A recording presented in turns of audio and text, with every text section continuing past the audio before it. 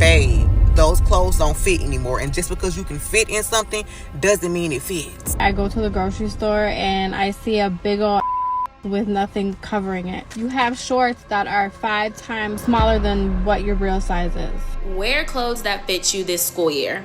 And when I say fit you, I'm not talking about super duper tight. This has nothing to do with your body. It has everything to do with your dress. You just need to go a size up. Is it a crime to be anything other than a size small?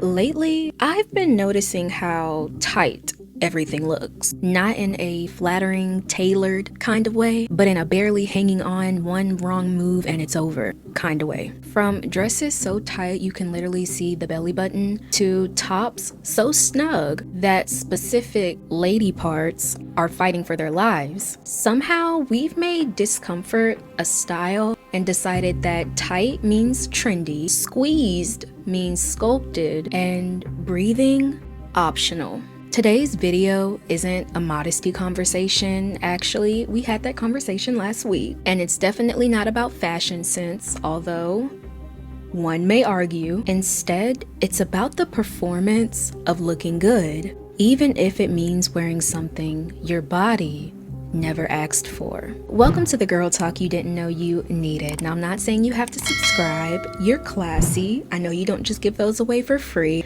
but hopefully at the end of this video, we become bestie enough for you to take that next step. Before we get deep into the discomfort, I want to talk about something that doesn't always show on the outside. Now, let's be real. Everybody has insecurities, right? But for some of us, those thoughts get stuck, cause intense distress, and make you feel like you do anything to feel okay again. Maybe it's a fear that you don't look feminine enough, so you're scared that your partner may leave. Or maybe you believe something bad will happen if you don't look just right or wear a certain shirt. Those sticky, distressing thoughts can actually be a sign of OCD. And if that surprises you, it's because OCD is very misunderstood. Real OCD is a cycle of unwanted, intrusive thoughts and mental and physical behaviors you do to ease the distress from those thoughts. That's where NoCD comes in. NoCD is the world's leading provider of OCD treatment. Therapy with NoCD is 100% virtual. It's covered by insurance for over 155 million Americans, and it includes support between sessions. If any of this sounds familiar, go to nocd.com and book a free call with their team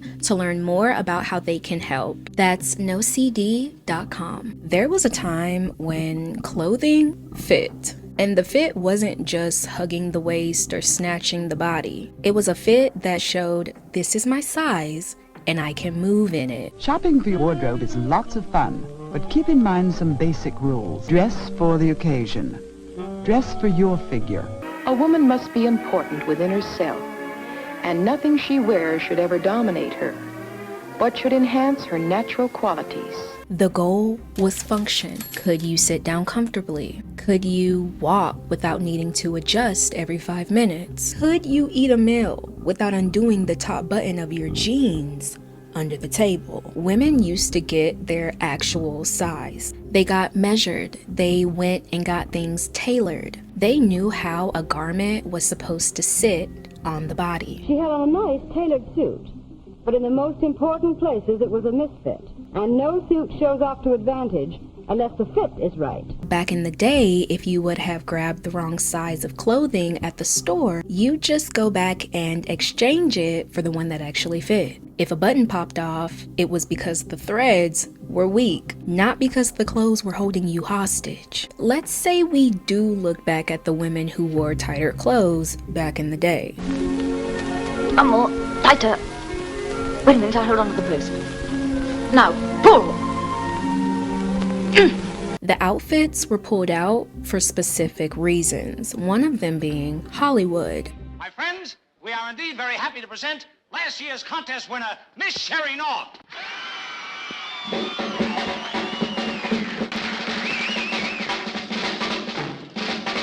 We could look back at the 1950s when showgirls and movie stars wore fitted pieces that shaped their body. And the goal wasn't to squeeze yourself smaller, it was to frame what was already there. But now, we're not talking about bad tailoring or sizing mistakes. Tight is the default. And the decision to look good at all costs, even if the cost is circulation, comfortability, and mobility, is at an all-time high. We're seeing dresses so tight women can barely breathe in them, skirts so short they have to hold the hem just to bend over, but none of it seems accidental. I've never felt this way before, where I feel like I can't breathe. I'm just like actually gonna die.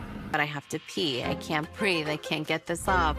So this one I was just like, I'm gonna die. What's becoming more obvious is that people aren't just wearing clothes that don't fit because of a sizing slip up. A lot of people are doing it with pure intention. This is really loose. It needs to be like this, like where my body looks crazy. Like I need to kind of suffocate. The one piece of clothing that's leading this clothes that don't fit but we wear them anyways trend is the beloved bubble skirt. What's up, girls? I'm headed to Times Square with the girlies.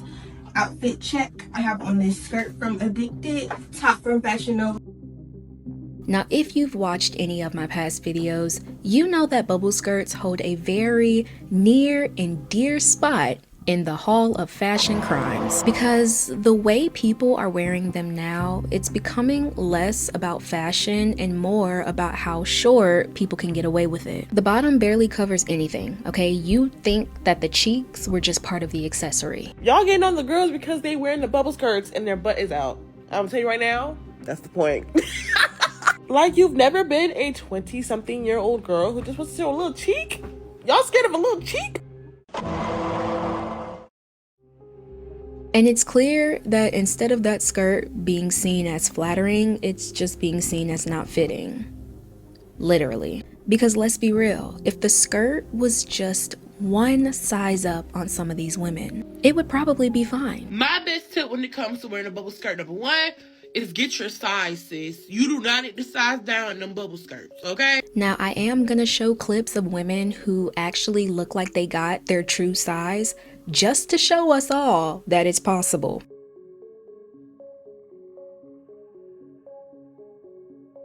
So y'all telling me those videos I made about the other bubble skirts, those ladies were purposely buying smaller sizes. They were just 100% buying the size that weren't fitting. Because here, it said a plus size creator and they were in a bubble skirt. So I watched it and I was like, wait, it's not showing all the derriere, so this person bought the size that fits them. Now, while I'm not a huge fan of the design of this skirt, I said this wasn't gonna be about fashion sense, so I digress. But like I said, if most of these women just sized up, it would just be a regular skirt. It would probably look like a diaper, but it would just be a regular skirt. There would be one small, tiny, just a little difference. Bare cheeks wouldn't be on display. Yo, can we put the butts up? Was booty shorts not enough? Like the little cheeky? That wasn't enough? Y'all had to put your whole on display? I'm very confused. In a weird twist, it's not really about the fashion anymore. What's becoming more important is the sizing. We're seeing people wearing outfits that would have made perfect sense if they were the right size, or even if they were worn in the right setting. Take the school setting, for example. We're seeing teachers show up in outfits that cling to every curve. Body-hugging dresses, fitted tops, slacks so tight you can literally see certain prints. It's not that the outfits themselves are inappropriate. It's, of course, the setting, but most definitely the sizing. The skirt that could have flowed right below the knee is instead clinging to the thighs, and the blouse that could have looked very professional is instead stretched across the chest.